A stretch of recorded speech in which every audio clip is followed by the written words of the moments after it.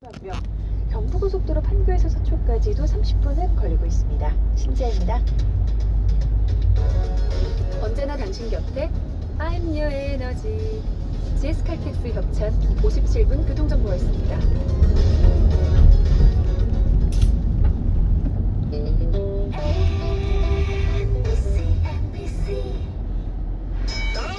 다운입니다.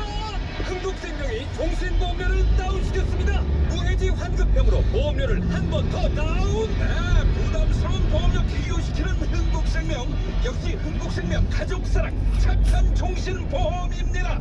흥국생명. 가입 시 유의사항을 확인하세요. 5, 4, 3, 2,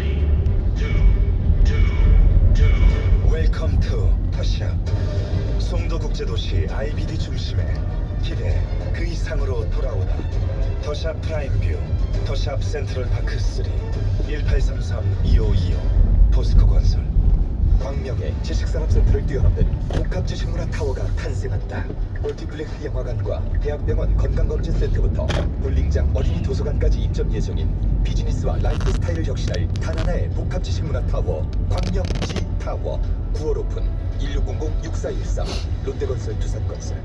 교통이 예술이다. SRT와 1호선 추진 중인 KTX 지제역 앞자리. 생활이 예술이다. 가까운 이마트, 예정된 학교와 공원, 중심 상권. 단지는 더 예술이다. 더샵이 짓는 1999세대 대단지. 평택의 자부심이 될 지제역자 지제역 더샵 센트럴시티 9월 오픈 예정. 1522-0037 포스코건설.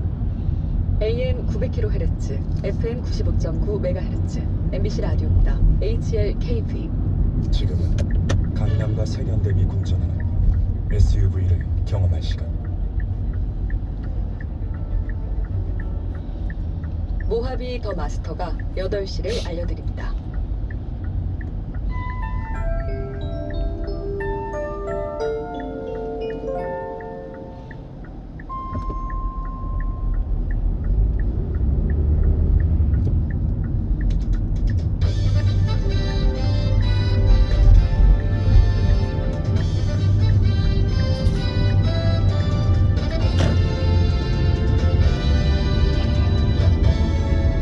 김종배 시선 집중.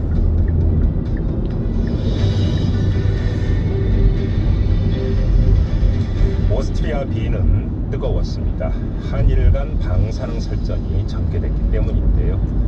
문미호 과학기술정보통신부 1차관의 말은 아주 단호했습니다. 문 차관은 국제원자력기구 IAEA 정기총회 연설에서 일본의 후쿠시마 방사능 오염수 해양 방류는 안 된다, 확실하게 못 박았습니다. 눈길을 끈 건 문미옥 차관에 앞서서 연설을 한 다케모토 나오가즈 일본 과학기술상의 말이었습니다. 원전수는 정화를 거친 물이고 삼중수소를 제외한 방사성 물질은 검출되지 않았다. 이 사람은 이렇게 주장했습니다. 어이없는 궤변이었습니다. 삼중수소 자체가 기형이나 암을 일으키는 방사성 물질입니다. 원자력 전문가들이 모이는 국제원자력기구 총회에서 삼중수소밖에 없어서 괜찮다는 진실 왜곡에 혹세무민하는 발언을 하는 건 황당 코미디입니다. 이런 류의 망발은 비웃음만 부르는 법이죠.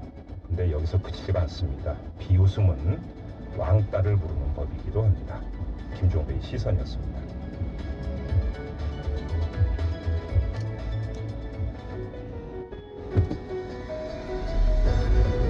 이슈의 핵심을 꿰뚫는 예리한 시선, 믿고 듣는 진품 시상, 김종배 시선 집중.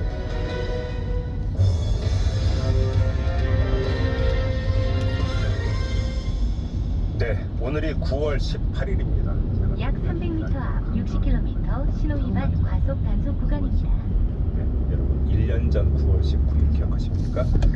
남북 정상이 평양 공동선언을 채택해서 발표한 날이 바로 9월 19일입니다.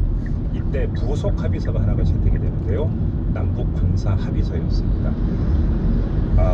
이 우발적인 군사 충돌, 나아가서 대치 상태를 종식시키기 위한 군사 합의서였는데 바로 이 문제를 좀 오늘 이 시간에 좀 짚어보려고 합니다. 1년을 맞아서 남북 군사 합의 채택이 지켜지고 있는지, 정말로 효과가 있는 것인지 이 문제를 좀 진단을 해보려고 합니다. 그래서 바로 이 군사합의를 이끌어냈던 주인공 가운데 분입니다. 당시 실무를 총책임졌던 분인데요. 여석주 전 국방부 국방정책실장을 스튜디오로 직접 모셨습니다. 어서 오십시오, 실장님. 예, 안녕하십니까. 여석주입니다. 언제 퇴임하셨어요? 저는 작년 12월 31일부로 퇴임했습니다. 네, 그러니까 이제 군사합의랑 옥동자를 나오시고 퇴임을 하신 거군요. 옥동자 제가 직접 난 건 아니고 도움을 주고 퇴임했습니다. 네, 아무튼 근데 요즘 그 보수 야권에 의해서 이 옥동자가 상당히 지금 그 오히려 비판의 대상이 되고 있습니다. 들으셨죠? 예. 한마디로 정리하면 9.19 남북 군사 합의 때문에 군 기강이 해이해졌고 이 때문에 북한의 여러 가지 어떤 도발이 그대로 지금 나타나고 있다. 이래서 삼척항 목선 귀손 사건이라든지 서해안 부대에서 초병이 치킨을 시켜먹는 일까지도 군사 합의로 인한 군 기강 해이 때문에 빚어진 일이다. 이렇게 주장을 하고 있는데요. 바로 이런 어떤 그 보수 야권의 그 비판과 주장에 대해서 어떻게 받아들이십니까? 일단 그런 우려를 표명하시는 분들의 가장 기본적인 마음 속에는 네. 국가의 안보를 걱정하는 또 나라의 안위를 늘 우선시하는 네. 그러한 것이 있다고 생각하고 그러한 네. 우려를 하는 것에 대해서 부정하거나 폄하하지는 싶지는 않습니다. 네. 단 그런 우려가 예. 자세히 찬찬히 들여다보면 기우에 불과하다는 말씀도 동시에 드리고 싶습니다. 어떤 점에서요? 일단은 그러한 그 군사합의 자체는 최초에 구성될 때부터 이 우리의 군사준비 태세나 평시의 작전 태세나 또는 교육 훈련 등에 영향을 주지 않는 범위 내에서 과제가 식별되고 그 정도가 결정되었습니다. 네네. 따라서 군사합의로 인해서 그러한 그 문제가 발생한다라는 것은 네. 근원적으로 맞지 않다고 생각합니다. 그러니까 너무 논리적 비약이 심하다. 뭐 우려가 너무 심해서 기우에 가깝다라고 말씀드리고 싶습니다. 예, 자 그러면 질문을 이렇게 바꿔보겠습니다. 9.19 군사 합의 때문에 예를 들어서 그 군사 분계선을 기준으로 해서 육해공에서 이제 범위가 설정이 되지 않았습니까? 네. 그래서 뭔가 그 비행기도 못 두고 훈련도 못 하고 하는 이런 내용이 들어가 있는데 이렇게 되다 보니까 해야 되는 군사 훈련도 제대로 하지를 못하고 이러면서 결국은 군 기강뿐만 아니라 어떤 그 군 태세 자체도 뭔가 좀 무장 해제되고 있는 거 아니냐? 무장 해제라는 표현까지 나오거든요. 아니라는 말씀이십니까? 예, 그렇습니다. 무장 해제보다 심한 얘기로 혹자는 안보 포기 각서다 네네. 또는 항복 문서다 이렇게 표현하신 분도 있는데 예. 작년 이맘때 그런 이야기를 하셨을 때는 굉장히 국가 안위를 걱정하는 마음으로 이해할 수 있었지만 네. 이제 1년이 지난 시점에 명확하게 군의 누구도 예. 그로 인해서 우리의 준비 태세가 저하됐다거나 교육훈련에 저해를 받았다거나 하는 보고된 경우 또는 발표된 경우가 전혀 없지 않습니까? 네네. 또한 우리와 같은 연합방위의 파트너인 미군 측으로부터도 군사합의에 대한 적극적인 지지가 계속 표명되고 있는 것을 네. 놓고 봐도 예. 그것이 단순한 기우에 불과하다고 할 수 있습니다. 그래요. 자 그러면 질문을 거꾸로 드리겠습니다. 그럼 9.19 남북 군사 합의가 남북 간의 군사적 대치나 대결을 완화하는 데 기여하고 있다고 평가하십니까? 예, 그렇습니다. 어떤 점에서? 뭐 일례를 들자면 네. 우리가 그 1953년도 7월 27일이 정전협정 그 발효일자입니다. 네, 그로부터 6년 동안에 단 한 해도 이 지상에서의 군사분계선과 해상에서의 이 북방한계선 일대에서 군사적 긴장이 고조되지 않고 넘어간 해가 없었습니다. 뭐 서해에서는 뭐 교전도 여러 번 있었고. 예, 그렇습니다. 하지만 작년 1년 동안 단 한 차례에도 그러한 군사적 긴장이 고조됐던 사례가 전혀 발생하지 않았습니다. 예. 이것이 예. 가장 대표적인 군사 합의의 성과라고 평가하고 있습니다. 그러면 예를 들어서 이제 9.19 군사 합의의 이제 핵심 내용 중에 하나가 어떤 우발적인 군사 충돌 방지 바로 이 부분이었는데 예. 이거는 지금 지켜지고 있다 이렇게 평가하십니까? 뭐 그것이 우발이든 고의이든 네.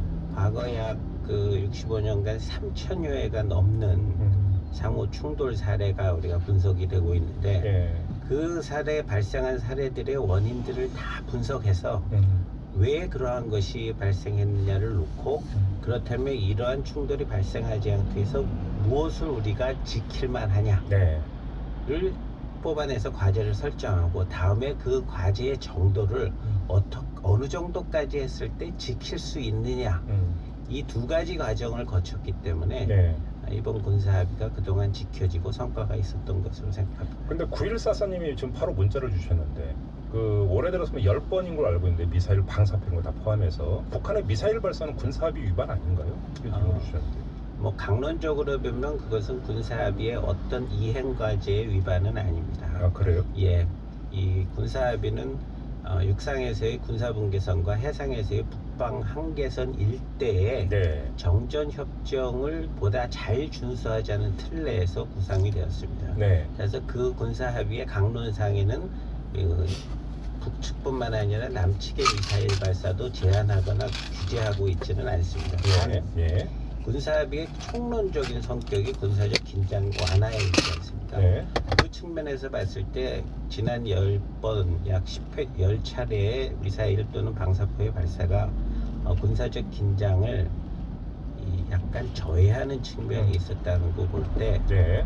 이것은 군사합의의 기본 정신에는 위배된다고 생각합니다. 아, 기본 정신에는 위배된다. 네, 예. 근데 바로 그런 어떤 똑같은 논리로 북한은 우리를 향해서 그래서 좀 단계적 군축이나 이런 내용이 지금 그 군사합의에 들어가 있는데 뭐 F-35 들여오고 뭐 경항공모함 짓는다라고 하는 것은 군사합의 위반 아니냐 이런 식으로 지금 우리를 막 비난하고 있지 않습니까? 그럼 북한은 이런 태도는 어떻게 봐야 돼요?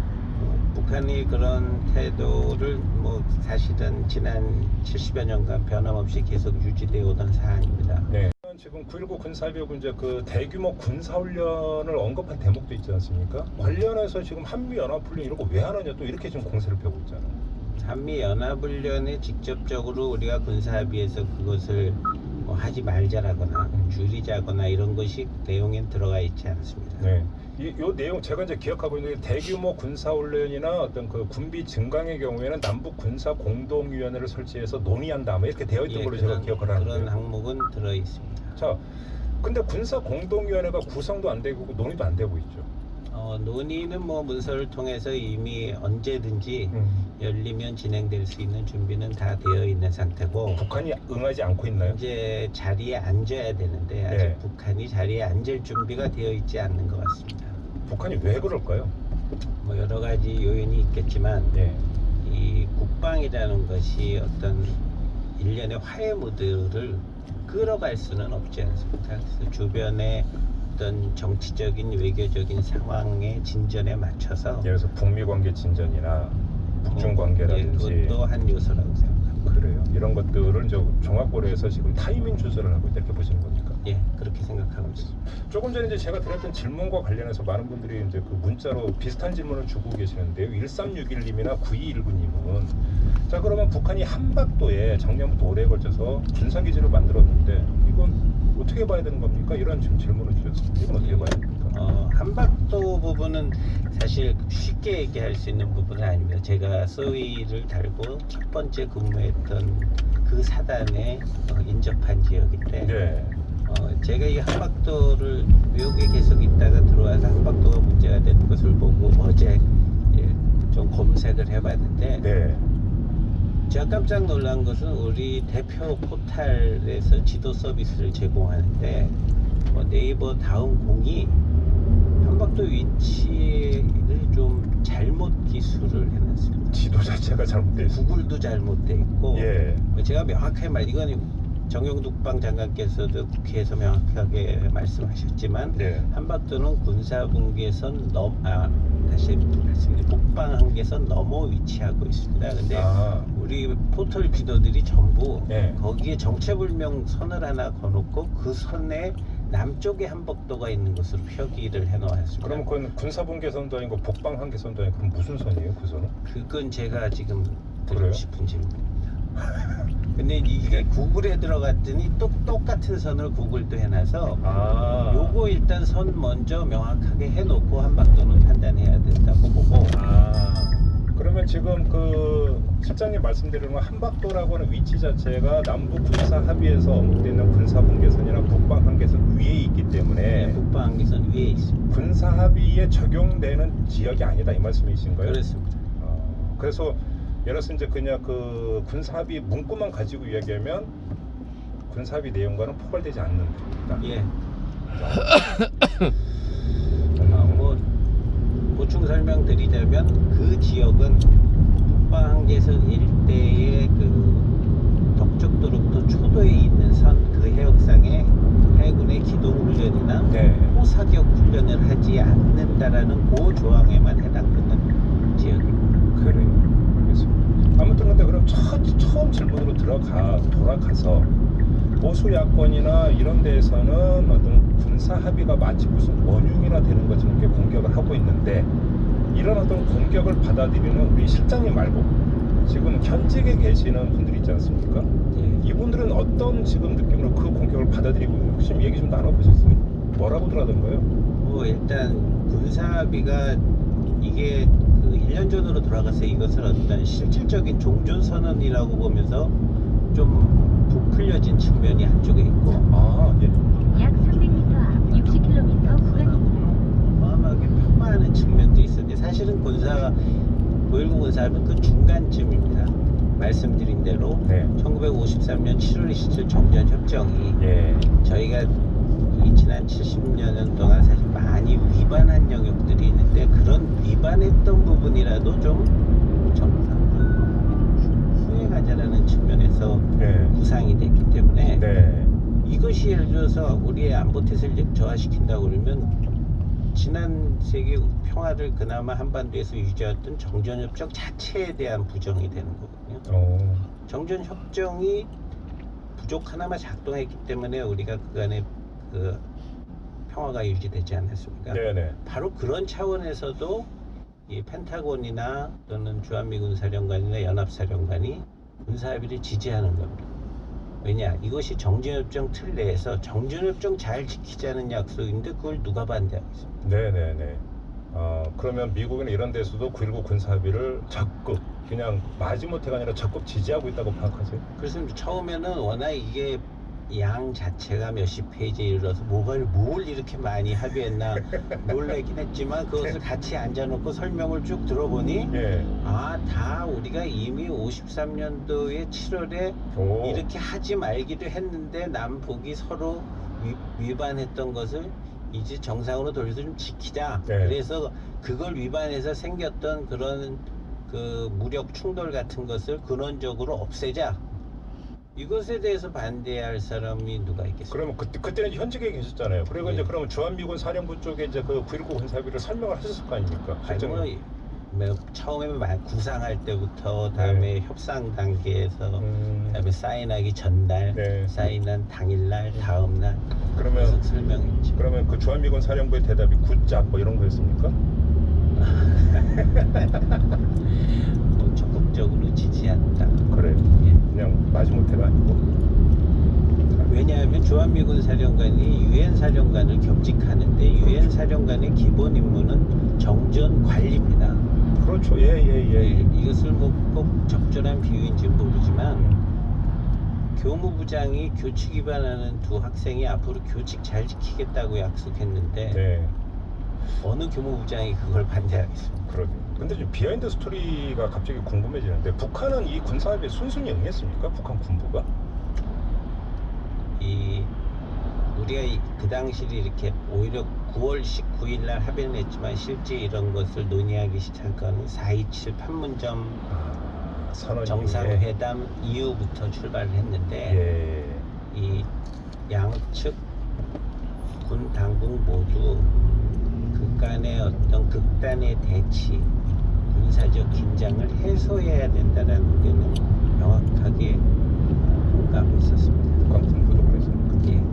거기도 마지못해가 아니라 적극 그랬습니까? 우리하고는 아무래도 사회 체제가 다르는데, 예. 본인들도 일정 부분 성과를 내야 된다라는 거에 대해서 깊이 느끼고 있었던 것을 보여줍니다. 또 시간이 다 돼서 짧게 하나만 여쭙고 마무리할게요. 그러니까 그 이제 그 전시작전 통제권 그 환수 이야기가 계속 나오고 2022년 이야기가 나오고 있는데, 그 이후에 유엔사 역할이 오히려 강화될 수 있다, 이런 얘기가 좀 나오고 있거든요. 유엔사 역할을 어떻게 설정해야 된다고 생각하세요, 실장님?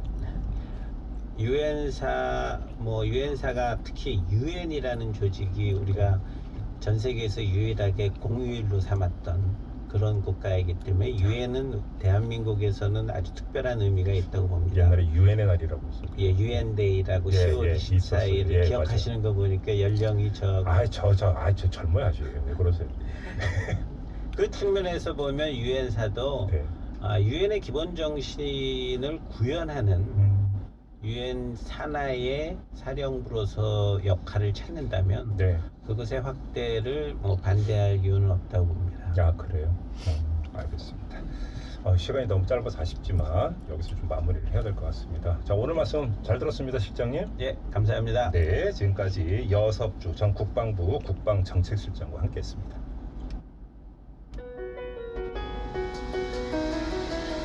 뉴스의 이면, 사실 너머의 진실을 들여다보겠습니다. 믿고 듣는 진품 시사 김종배의 시선 집중.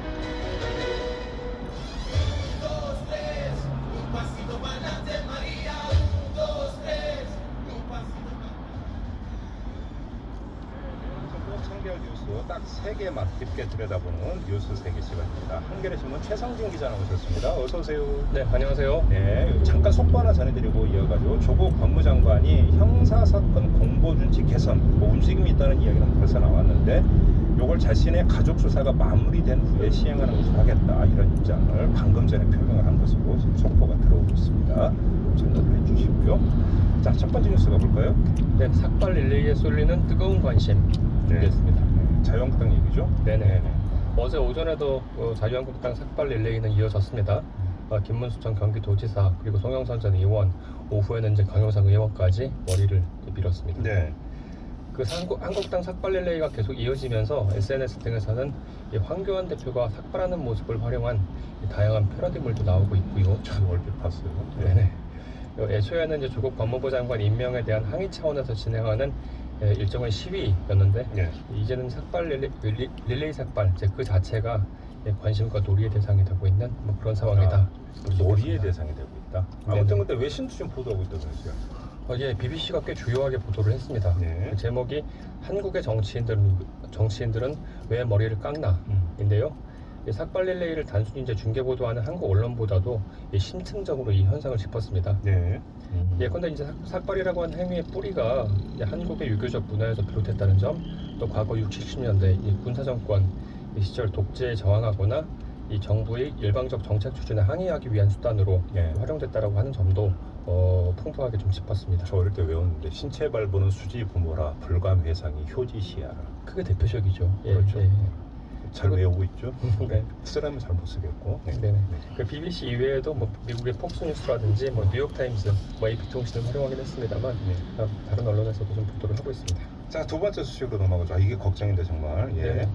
그 오늘 오전 7시 이 두 번째 아프리카 돼지열병 확진 농가가 나왔습니다. 네. 어제 의심 신고가 접수됐던 경기도 연천군 양돈 농가에서 이 정밀 검사 결과가 조금 전에 나온 건데요. 어제 이 시각 확진 판정을 받은 경기도 파주 농가에 이어서 이 두 번째 아프리카 돼지열병 확진 사례입니다. 여기도. 예. 아무튼 지금 정부도 대책을 내놓고는 있지 않습니까? 그렇죠. 이게 워낙 그 치명적인 데다 폐사율 100%죠. 치명적인 데다가 확산 속도도 빨라서 방역 당국에서도 그야말로 이제 초비상이 걸린 상황인데요. 정부의 주요 방역 대책을 소개해드리면 어제 첫 확진 사례가 나온 시각을 기준으로 48시간 동안 이 전국의 모든 돼지 농장을 대상으로 하는 일시 이동 중지 명령이 내려졌습니다. 네네. 이게 지금 오늘 오전 7시에 두 번째 확진 농가가 나왔으니까 연장이 될지 여부는 정부 발표를 좀 기다려봐야겠지만요. 네. 그리고 또 뭐 좀 안타까운 소식이기도 한데 확진 판정이 나온 농가 그래서 사육하는 돼지에 대해서는 살처분 명령도 내려지고 있고요. 어제 이제 바로 살처분 조치가 이제 그 시행에 들어갔고 이낙연 총리 같은 경우도 초동 대처가 정말 중요하다. 네네. 어제 저희가 이제 아주 긴급으로 해서 축산 전문가들 잠깐 인터뷰를 했는데 이 전염 매개체가 보니까 멧돼지도 있지만 모기 같은 거 피혈곤충도 있다고 하거든요. 네네. 초기 대처가 정말 중요한 것 같은데.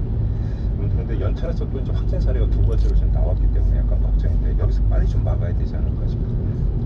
어제 김현수 농림수산식품부 장관도 이제 앞으로 일주일 초기 대처가 가장 중요하다. 그 지점을 약 300m 앞 50km 구간입니다.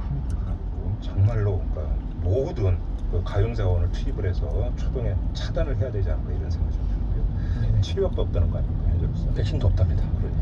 자, 마지막 소식으로 넘어가죠. 네, 10월 16일 부마 민주항쟁 국가기념일 됐다. 네, 네. 유신 독재를 무너뜨리는 계기로도 작용을 했죠. 이 부마 민주항쟁이 처음 일어난 이 10월 16일이 국가기념일로 지정됐습니다. 네. 부마 민주항쟁이 1979년일이니까 올해로 딱 40주년을 맞는데요. 아, 그렇게 되네요. 예, 딱 40주년입니다. 앞으로는 매년 10월 16일 이제는 이제 민간이 아니라 정부 예산으로 기념식이라든지 항쟁을 기리는 여러 행사를 열 수 있게 됐다는 뜻입니다. 네. 어제 문재인 대통령도 이 페이스북을 통해서 이 부마 민주항쟁 국가기념일 지정에 또 의의를 또 되짚기도 했습니다. 저는 근데 이게 좀 새로운 게 아니라 오히려 이게 아직까지 국가기념일이 아니었나? 저 오히려 이 생각을 했는데 지금까지 아니었어요. 좀 뜻밖이죠. 네. 사실 이제 4.19 혁명이라든지 5.18 민주화 운동, 60 민주항쟁 네. 이런 민주운동과 함께 부마 민주항쟁도 4대 민주항쟁으로 꼽히는데 네. 다른 민주항쟁, 민주운동과 달리 유일하게 이제 국가기념일 지정에서 빠져 있었던 거죠. 네. 그건 꼭 그것 때문만은 아니지만 작년까지는 사실 이게 부마잖아요. 부산과 마산. 예. 그렇죠. 예. 마산은 물론 지금은 창원입니다만 네. 각각 이제 두 곳에서 부마 민주항쟁이 주요하게 벌어지다 보니까 부산에서는 처음 이제 부마 민주항쟁이 부산에서 시작됐거든요. 네. 10월 16일을 기념일로 지정을 해야 된다라고 하고 또 마산 그러니까 창원에서는 창원으로 넘어와서 마산으로 넘어와서 이 부마 민주항쟁의 10월 18일을 기념일로 지정을 해야 된다. 사실 의견이 좀 맞지 않았어요. 예. 이런 좀 논란과 갈등이 좀 있었군요. 그렇죠. 그러다가 이제 작년에 창원에서 대승적으로 양보를 한 거죠.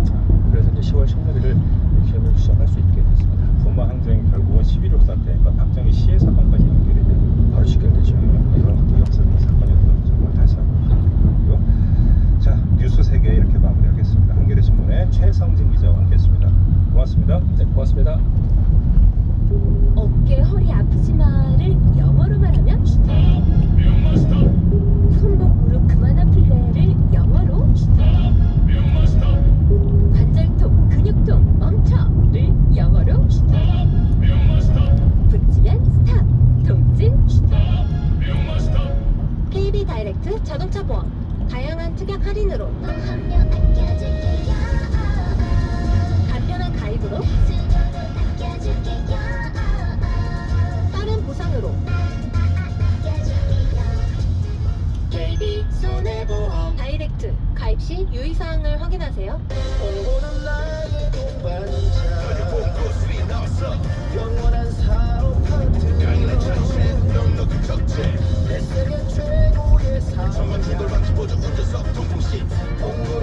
사장님 맞춤형 트럭 더 뉴 퐁고 3 1.2톤도 LPI도 있어요. 대성의 스마일통 변신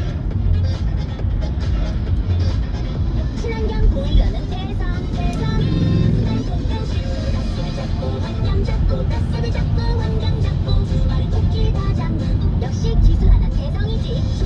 약 1km 앞 80km 구간입니다. 오늘 공기 좋다. 우와, 뭔가 너무 맛있다. 고유의 신기록. 지안아, 너 만나려고 아빠 담배도 끊었다? 세상은 기다립니다. 당신에게서 담배 연기 대신 감탄사가 나오기를. 깨우세요. 우리 안의 금연 본능. 인생에 좋은 일은 대부분 담배 없이 일어납니다. 보건복지부. 잠시 후 8시 30분부터 출근길 경제 파트너 이진우의 손에 잡히는 경제와 함께 하시겠습니다.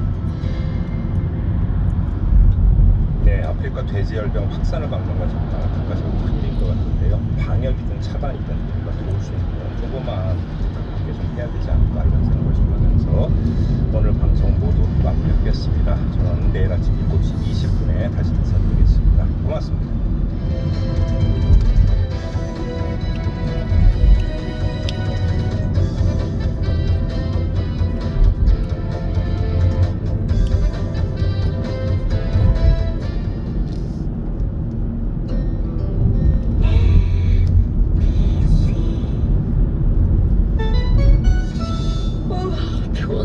시원한 아이스 커피 어때? 근데 길 막힐 것 같은데 주차도 번거롭고 이럴 땐 딱 맥드라이브입니다.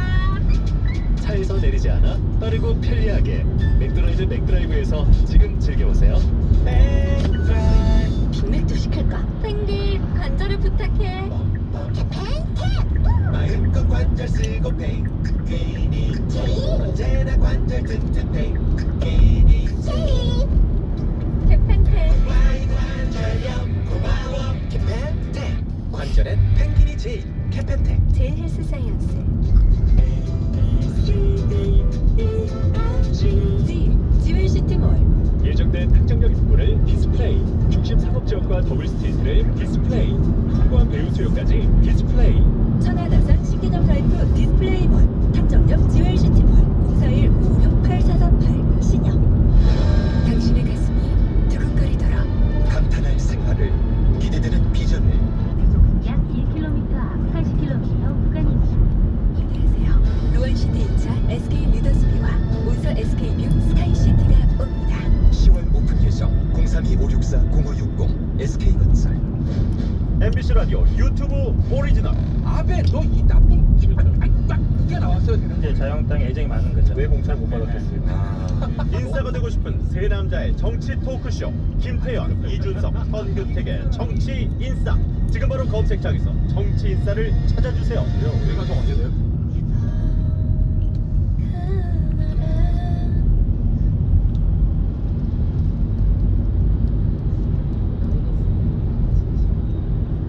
매일 밤 12시가 특별해집니다. 써주네. 너무 고맙네. 은혜에 보답하고 싶어. 이런 마음을 막 가지고 있단 말이에요. 그런 상황에서 선생님이 뭔가 제안을 하면 거기에 따라야지만 된다는 무언의 압력과 압박감을 느끼니까 이런 것들을 사실은 조금 이해를 해야지 이런 종류의 범죄가 없어지는 게 아닐까 생각이 드는데요. 또 궁금한 게 있습니다. 정말 궁금한 게 너무너무 많은데 여러분도 문자 좀 줘보세요. 저한테. 이게 그 단문 50원, 장문 100원이고요. 샵 0945, 우물정 0943. 정말 이거 문자 주셔야 돼요. 이거 우리 학생들 지켜야 됩니다. 뭐냐면 요즘에요. 선생님이 여자 선생님이냐 남자 선생님이냐, 그 다음에 피해 학생이 여학생이냐 남학생이냐에 따라서 조금 다른 양상이 나타난다는 거예요. 제가 그냥 느끼기에 이거는 정확한지 아닌지는 백기령 팀장님이 말씀해 주시면 되는데, 예컨대 선생님이 남자고 여학생을 이제 대상으로 그런 행동을 했으면 이게 성범죄로 연결돼서 성범죄를 처벌받기가 좀 더 쉬워지는 것 같고, 오히려 선생님이 여자인 경우에 그리고 피해 학생이 남학생의 경우에는 아이가 나 선생님 좋아해서 내가 자발적으로 해서 이 말을 더 믿는 것 같아요. 이거 좀 어떻습니까? 맞습니까? 제 해석이? 네, 사실 그런 경향이 굉장히 두드러져요. 그러니까 이제 남자 교사가 여학생을 상대로 어떤 성범죄 이런 법에 저촉되는 그런 어떤 위반 행위를 했으면 굉장히 비난의 크게 커요. 그런데 여교사가 남학생과 성관계를 했다고 하는 부분은 물론 사회적인 파장이나 굉장히 도덕적인 윤리적인 측면, 또 교사의 품위 유지 의무 위반이라 그래서 징계를 먹고 결국 그 태교하고 퇴사하는 형태가 있지만 조금 다른 비판이 있단 말이에요. 그렇죠. 이런 부분이 현실적으로 존재한다. 그럼 과연 이런 심리적인 요건은 뭘까? 이것은 바로 이호성 교수님이 대답을 해주셔야 되지 않을까 싶습니다.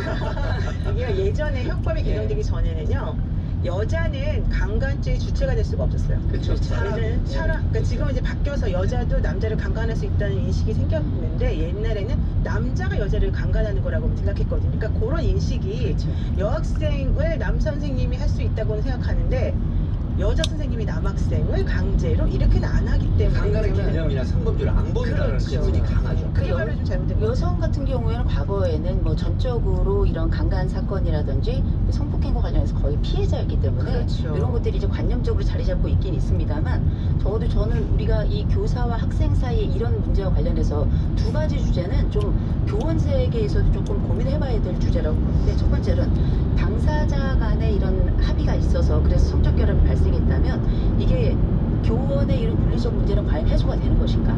이 부분은 정말 고민해야 될 부분이고, 또 한 가지는 실제 우리가 보통 선생님들이 얘기해서 우리가 사랑했다, 그리고 나는 강제하지 않고 물어봤다, 네가 원한다면 나도 함께 하겠다, 뭐 이런 방식으로 이거를 과연 합의라고 봐야 될 것인가?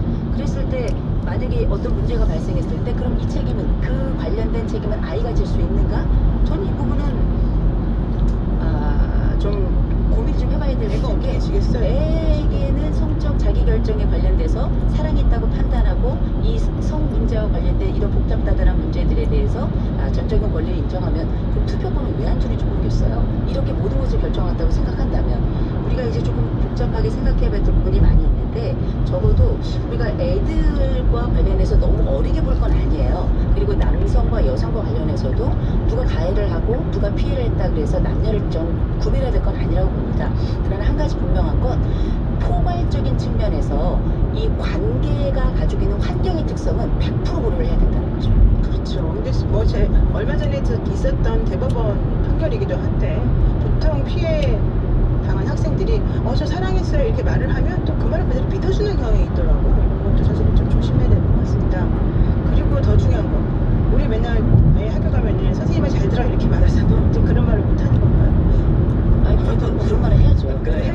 선생님이라고 하는 건 굉장히 중요한 단순 약 1km 앞 80km 구간입니다. 이 아이가 나중에 생활 습관이라든지 또 사회 환경이나 이런 것들에 적응하는 데 굉장히 중요한 아주 어른의 모델이자 동시에 학습적 모델이기 때문에 선생님의 말씀을 귀 기울여 듣는 것 또 그 신뢰감 잃지 않도록 하는 건 굉장히 중요한 역할이고 또 부모님들도 이런 일련의 아주 그 일부 극적으로 나타나는 이런 사건을 통해 선생님들 폄하하거나 절대 그래서는 안 될 겁니다.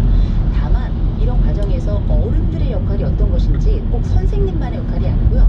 어른들의 역할에 대한 전적인 좀 성찰이 좀 필요하지 않나 싶어요. 네. 이게 뭐 선생님만의 문제겠습니까? 온갖 성인들 중에 일부가 교사를 있는 거예요. 좀 그렇게 네, 그래서 지금 문자로 우리 애청자분들께서 의견 많이 주고 계십니다. 7388님께서는요, 법이 엉망입니다. 미성년자는 성인이 되기 전까지는 어떠한 성범죄로부터 보호를 무조건 해야 됩니다. 이렇게 얘기하셨고요.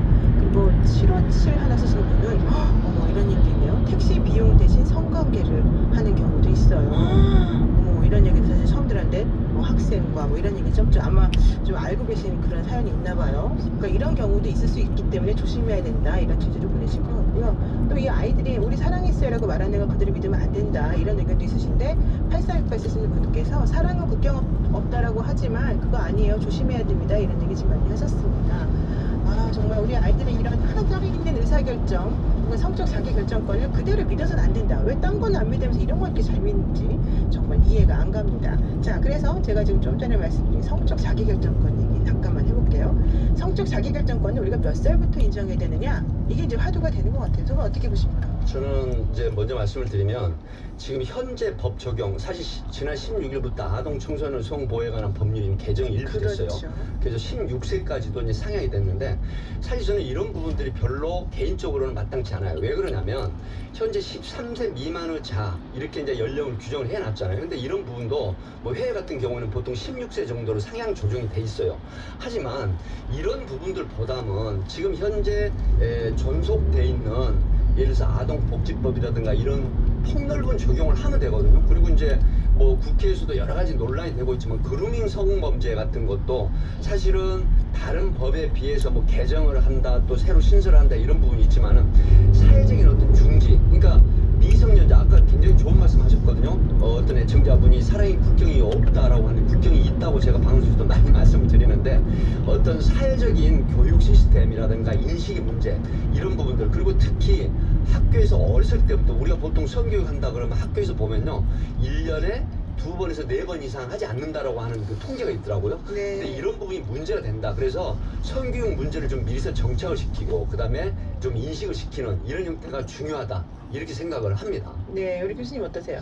적어도 우리가 왜 성교 동의 연령이라고 하는 게 전 세계적으로도 볼 때 우리나라가 굉장히 낮습니다. 그리고 말씀하셨던 것처럼 국내법 안에서도 지금 엇박자가 나고 있거든요. 근데 제일 중요한 건 성적 자기 결정권이 있다고 해서 아이들이 모든 권리를 다 가지고 있는 건 아니고요. 또 아이들이 결정한다고 해서 그 결정이 다 미숙한 건 아니에요. 네. 다만 분명한 건 우리가 이 성적 그 자기 결정권의 가장 핵심은 자기 보호와 타인 보호라고 하는 양자의 축을 함께 가져가는 겁니다. 이런 측면에서 성적 자기 결정권을 강조한다고 해서 이게 과연 이 아이들에게 자기 보호의 역할을 충분히 하고 있느냐는 거죠. 네네. 그래서 우리가 알고 있는 이 법과 도덕의 주제라고 하는 게 저는 기준이라고 생각하지 않습니다. 최소한의 보호막이라고 생각하는데 네. 과연 우리가 하고 있는 사회적인 교육이라든지 그리고 아이들에 대한 보호 체계가 책임을 묻기 전에 충분히 보호하고 있는 시스템인지 이 부분을 먼저 성인들이 통감해야 되지 않나 싶습니다. 네, 지금 말씀하신 충분히 보호하고 있는 시스템인지 이 부분에 제가 꽂혔습니다. 그러면 말씀해 보세요. 어떻게 해야지 보호하는 분위기가 될까요? 일단은 우리나라 성교육 정말 형편없고요. 권리교육도 정말 아직도 갈 길이 멉니다. 이 부분에 대해서 충분히 어떤 것이 어떤 상황에서 어떻게 너를 보호하고 타인까지 보호할 수 있는지에 대한 충분하고 보다 많은 교육 시간이 필요하고 의무교육으로 좀 갔으면 좋겠고요. 또 한 가지는 어른들을 위한 교육도 굉장히 좀 절실하다고 생각합니다. 성폭력 교육 같은 경우에는 교원이라든지 일부들만 지금 받고 있는데 네. 이런 각각의 영역들이 도덕성을 높이고 또 스스로뿐만 아니라 사회적으로 어른이 어떤 역할을 해야 되는지 굉장히 자세하게 보여주거든요. 이런 부분들에 대한 사회적 의무 교육 같은 것들도 확충한다면 제가 볼 때는 이런 그 암시적이고 묵시적인 것보다 명시적이고 분명하게 이런 교육과 계몽의 효과가 더 나타나지 않을까 싶습니다. 어른들 교육이 시급하다. 어른들 교육도 필요하다. 자, 우리 백기리 팀장님 네. 어떻게 보십니까? 경찰 출신이기 때문에 네. 미성년, 청소년 대상 성범죄 이런 부분은 현재 규정된 것만 가지고도 중한 처벌이 충분히 가능하거든요. 그렇죠. 근데 미온적인 어떤 판결, 미온적인 처벌, 온정주의 처벌 이런 부분들만 시정이 된다라고 해도 사회적인 경각심이나 경고를 줘서 충분히 그 저지를 할 수 있는 그런 상황이다. 저는 이렇게 봅니다. 그리고 나쁜 어른들은 봐주지 말아라. 그렇죠. 규정된 대로 중한 처벌을 해야 그렇죠. 된다. 그렇습니다. 그런 걸 저는 주장합니다. 아, 저도 동의합니다. 네네. 네, 오늘 두 분 말씀 여기까지 듣겠습니다. 고맙습니다. 네, 감사합니다. 네, 지금까지 백기정 전 팀장님, 이호선 교수님과 함께했습니다.